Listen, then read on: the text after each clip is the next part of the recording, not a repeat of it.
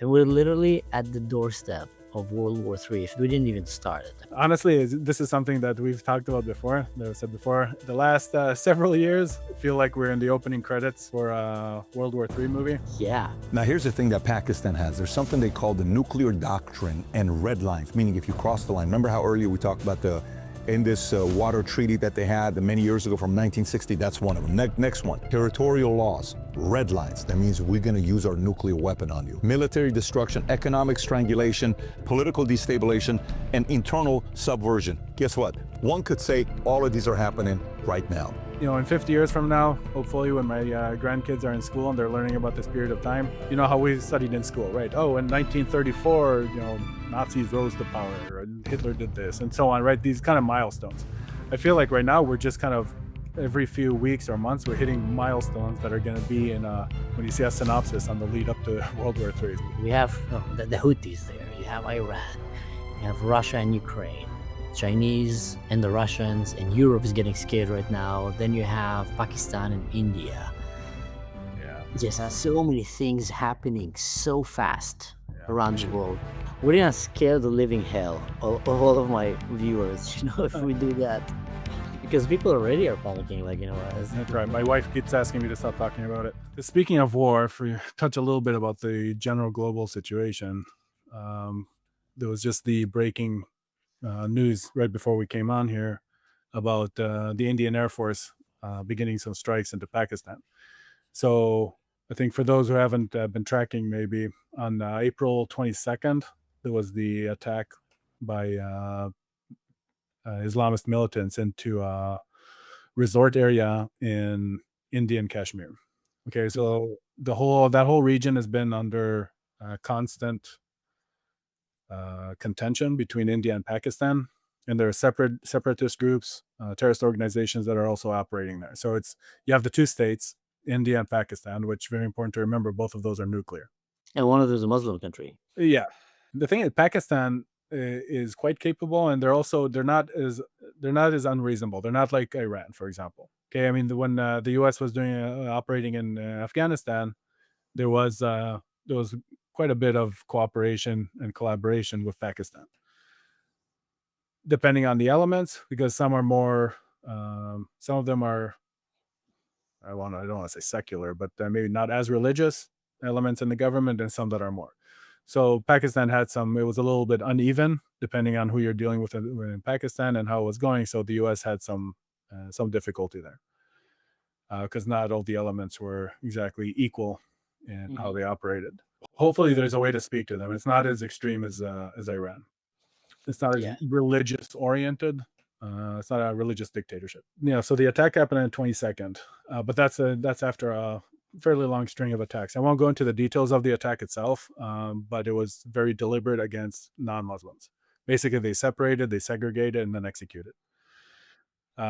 So India vowed retaliation. Now, yes, there's always been some a little bit of cross-border skirmishing and so on and so forth. But now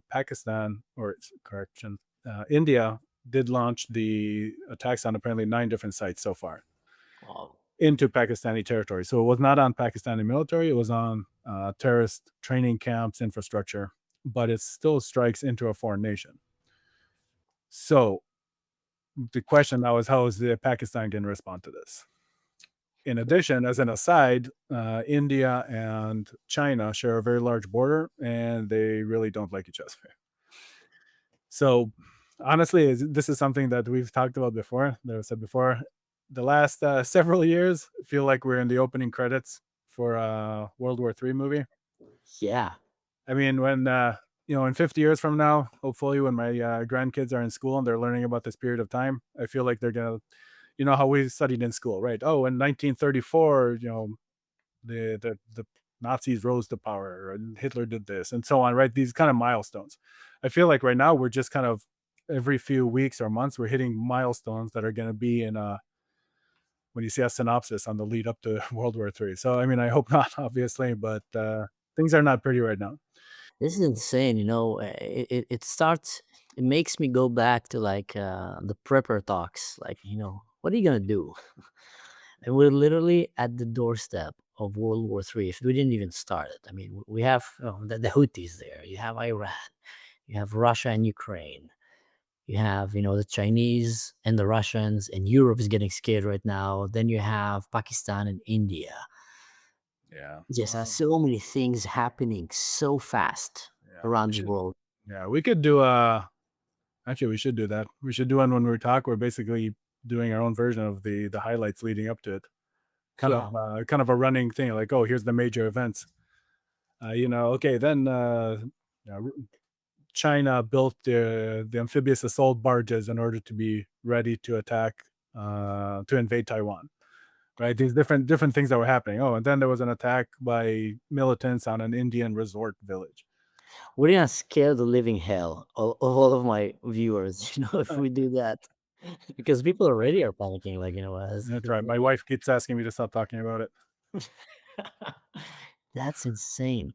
Well, anyway, we can talk about Pakistan, I think, in another video, more in depth of where do we think this is leading. Yeah, but you can, if you want to show, because these videos, this is all very recent. I mean, this is in the last couple hours. Yeah, let's show that. Which one should I show? One. They're non-specific. Oh, okay. But yeah.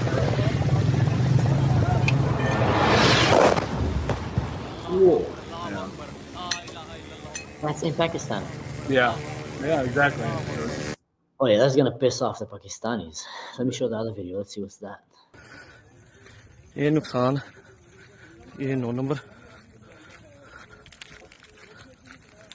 Yeah, so you can see it's in, or even in, or at least in proximity to urban areas. I don't know. ये मस्जिद तैयबा मरकज उमर कुरा के अंदर.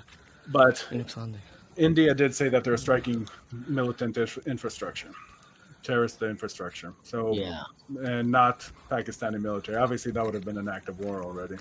Now, if Pakistan want to, they can decide that this was an act of war. So kind of no. Yeah, it's a domino effect. It's enough that Pakistan now decides, you know what, you shot at us, we're gonna shoot at you, and then things.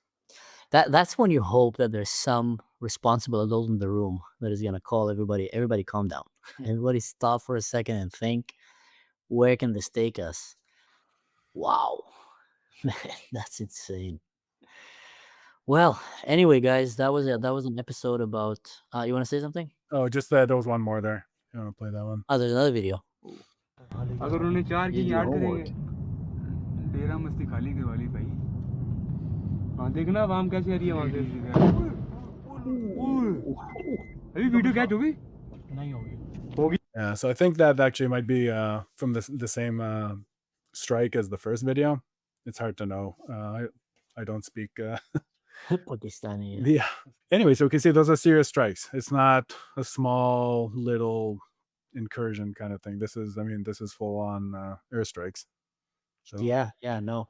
We need to keep an eye on this one. This has some bad potential to it. Oh yeah, definitely need to keep an eye on this one.